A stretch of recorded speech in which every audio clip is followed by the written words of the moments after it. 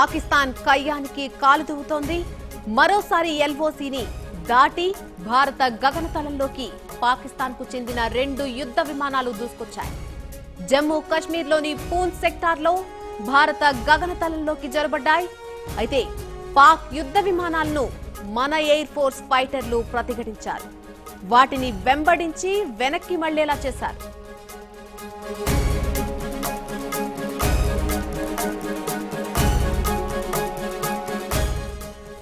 పూంచ్ సెక్టార్లో పాక్ సైన్యం మరోసారి కాల్పుల విరమణ ఒప్పందానికి తూట్లు పొడిచింది. కాల్పులకు తెగబడింది. ఇండియన్ పోస్టులపై పాక్ రేంజర్లు కాల్పులు జరిపారు. ఇదే సమయంలో పాక్ విమానాలు మన గగనతలంలోకి చొచ్చుకొనొచ్చాయి.